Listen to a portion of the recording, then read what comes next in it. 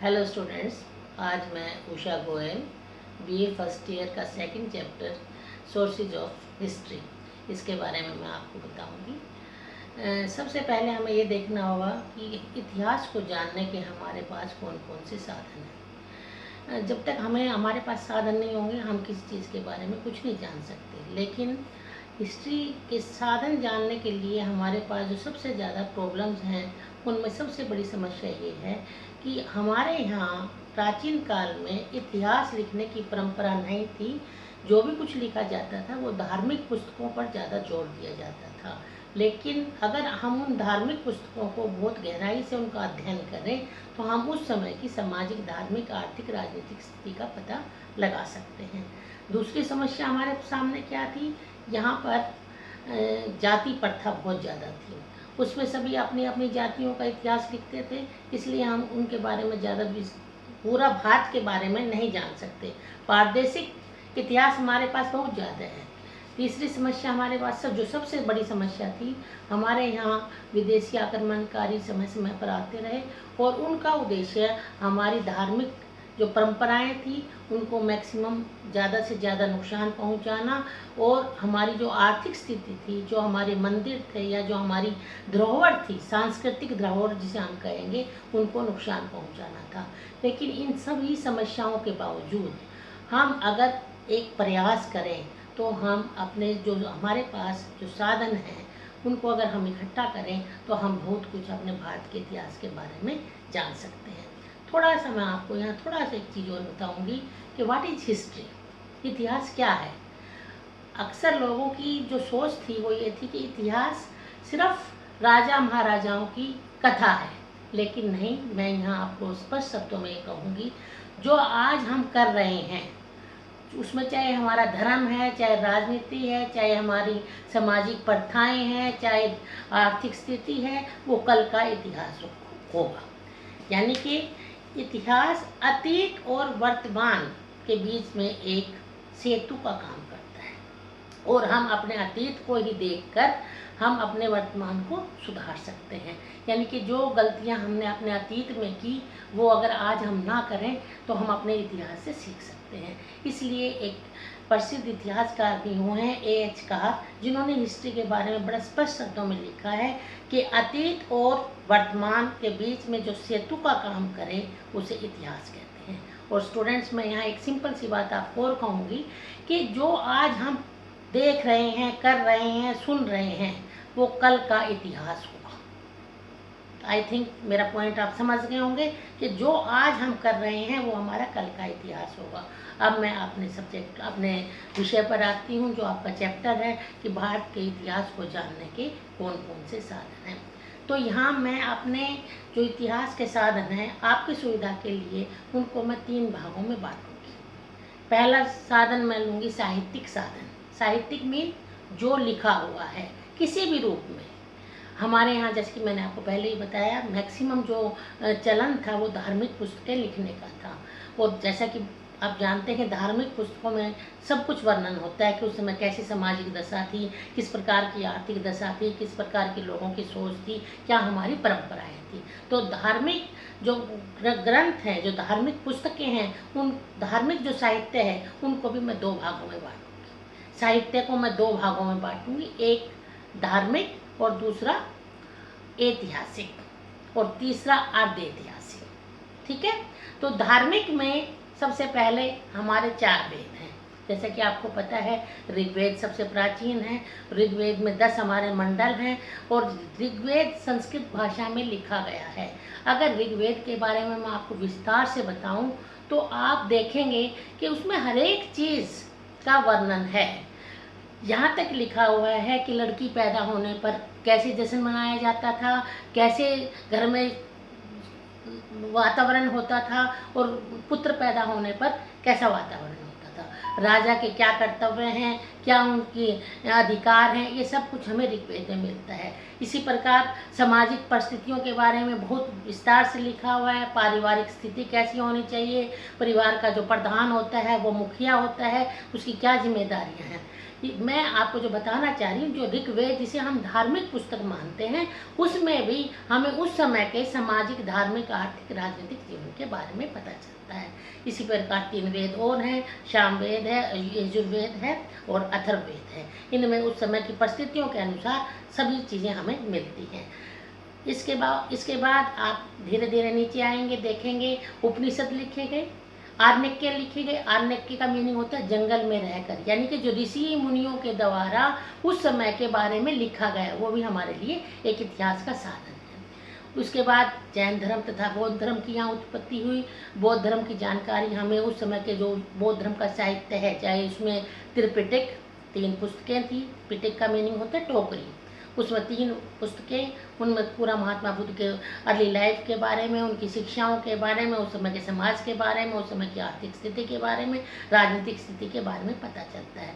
और उसके बाद जो भी उनके विद्वान हुए, अश्व घोष ने भी बहुत कुछ लिखा। जैन धर्म के 12 अंग नामक एक पुस्तक है, जिसमें हमें जैन धर्म के बारे में जानकारी मिलती है। फिर आप आगे आएंगे, आप देखेंगे 2 महाकाव्य।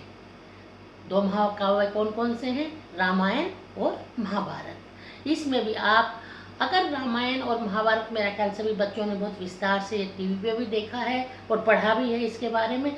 आप रामायण में अगर ध्यान से पढ़ें तो उस समय की सामाजिक स्थिति क्या थी? कोई पर्दा सिस्टम नहीं था, स्त्री को बराबर का दर्जा दिया जाता था, वो राजा के साथ शिकार पे भी जाती थी, आर्थिक मामलों में भी अपनी सलाह देती थी और राजनीतिक स्थिति में भी पूरा राजा का साथ देती थी। यानी कि मेरा जो यहाँ आपको समझाने का मीनिंग है कि उस समय रामायण, जिसे हम आज एक पवित्र ग्रंथ मानते हैं, वो भी हमारे लिए इतिहास का एक साधन है। इसी प्रकार महाकाव्य। और मैं यहाँ एक बात और आपको बता दूँ, रामायण की रचना वाल्मीकि महाराज के द्वारा की गई थी।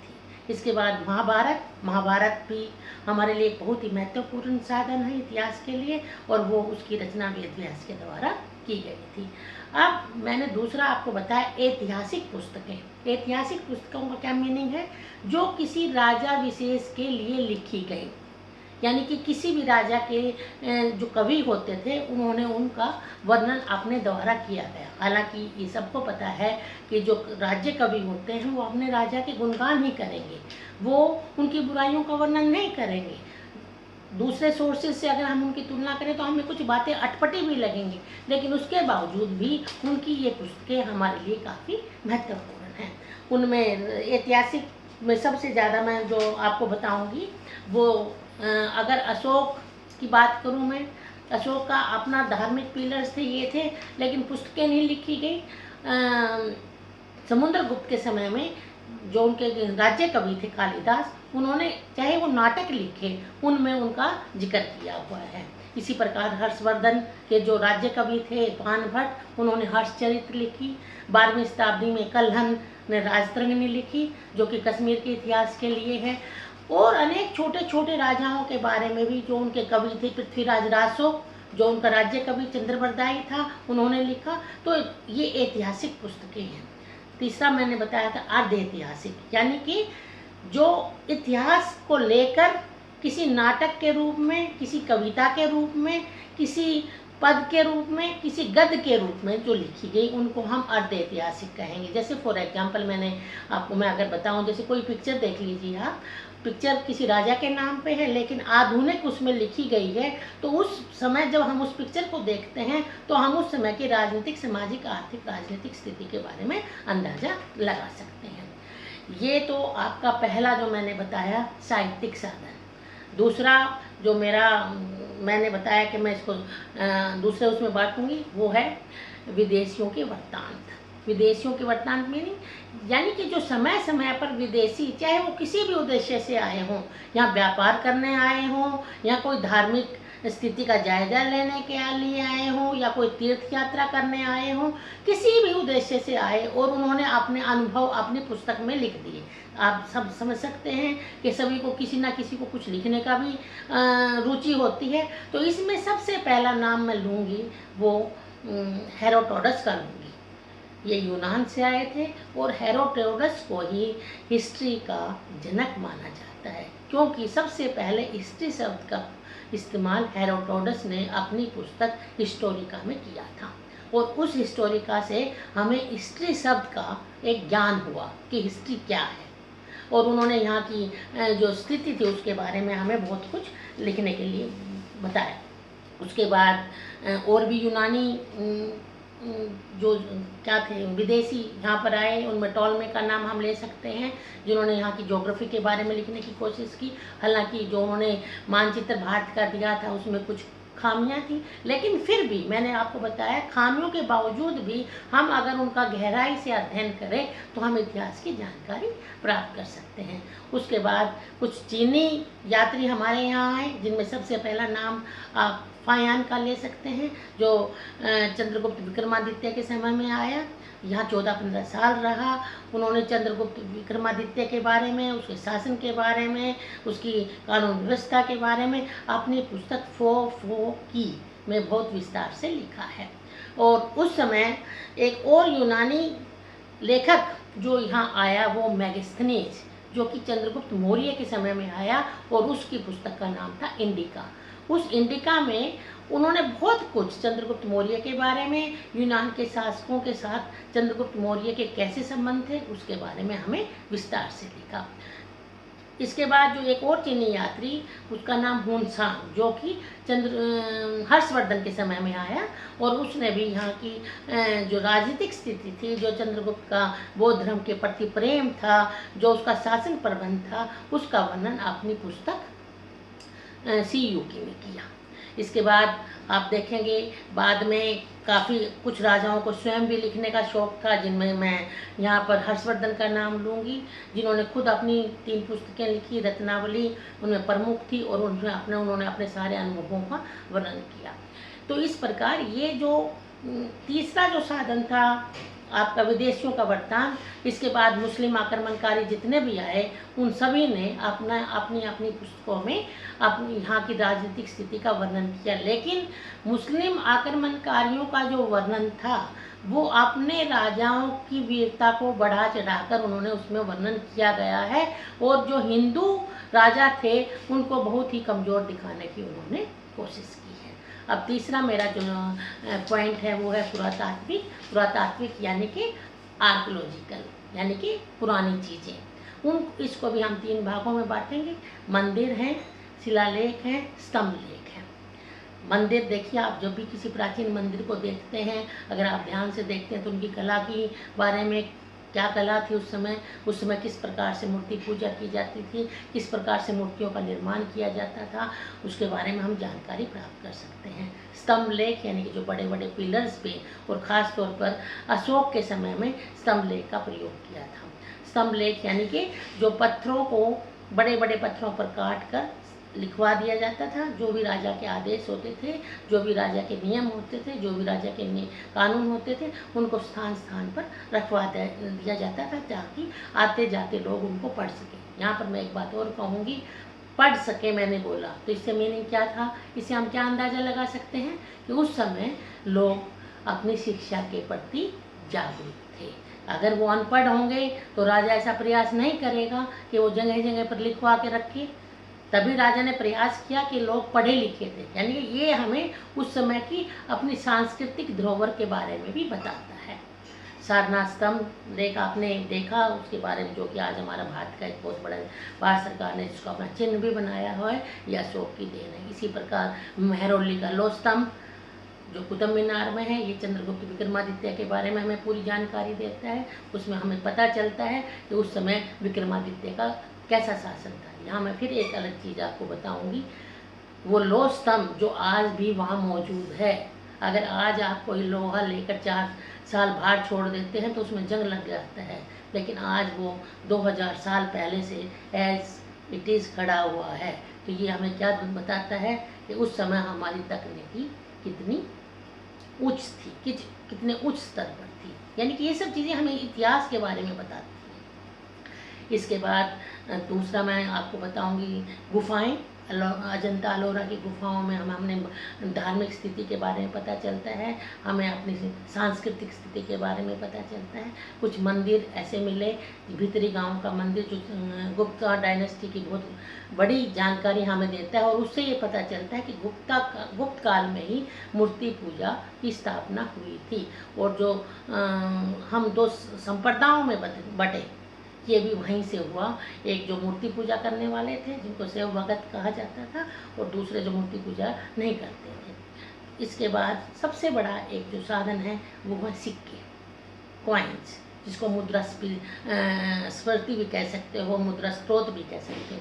देखिए, सिक्के एक ऐसा साधन है जो बीच की जो टूटी हुई कड़ी है, यानी कि मान लो एक राजा के बाद हमें 2 वंशावलियों के बारे में नहीं पता चलता, लेकिन अगर उस वंशावली का हमें एक भी सिक्का मिल जाता है तो हमें इतिहास को जोड़ने में काफ़ी आसानी हो जाती है। और सिक्के जो सब प्राचीन काल के जो मिले वो बड़े बेढंगे थे, धीरे धीरे उनमें सुधार आता चला गया।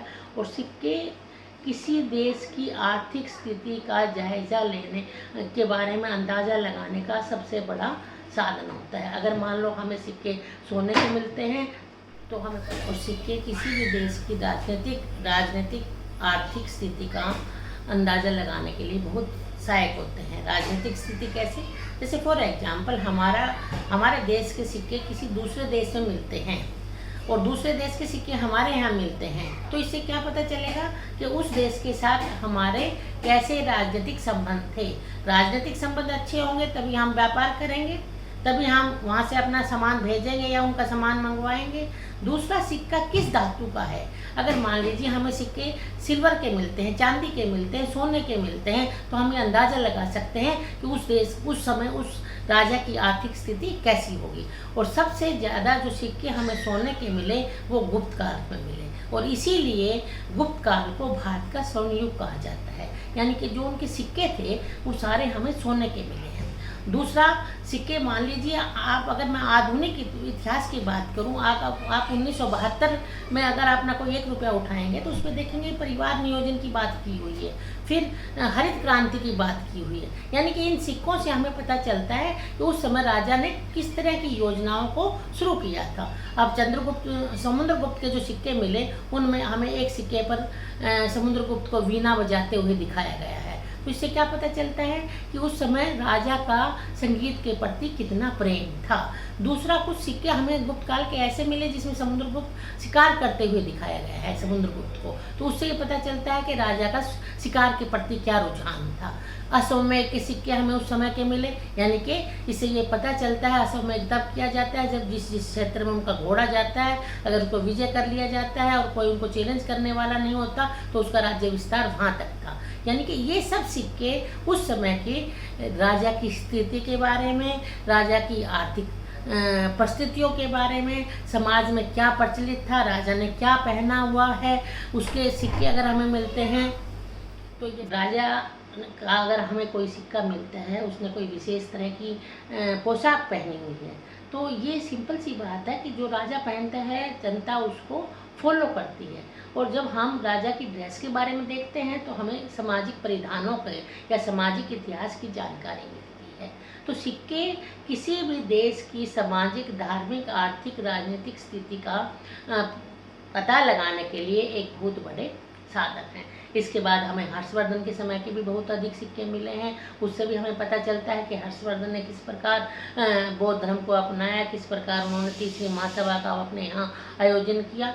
बाद में जितने भी आक्रमणकारी आए या जितने भी मुस्लिम राजा यहाँ पर हुए, उन्होंने भी अपने नाम के सिक्के या मोहरें उन्होंने यहाँ पर अपनी चलाई थी, जिससे कि हमें उस समय के आर्थिक स्थिति के बारे में पता चलता है।